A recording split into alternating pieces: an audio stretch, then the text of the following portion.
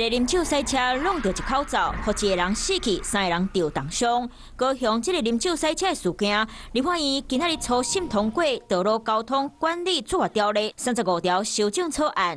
10年来，若是2摆啉酒赛车，若是拒绝防酒测，相当罚36万，卖公布名姓含相片。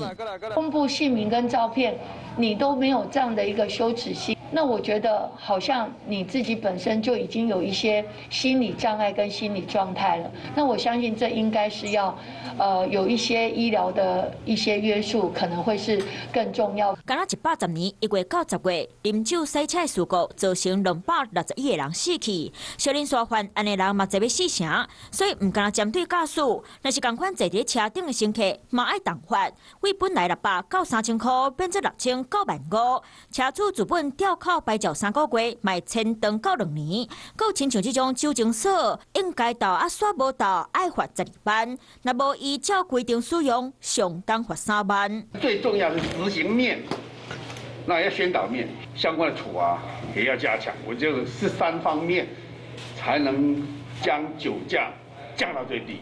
除了啉酒赛车，把毒品赛车的人嘛同款，继续检测罚18万，含吊销驾照。3读通过，上紧后半年开始做，就是希望会当降低车祸意外。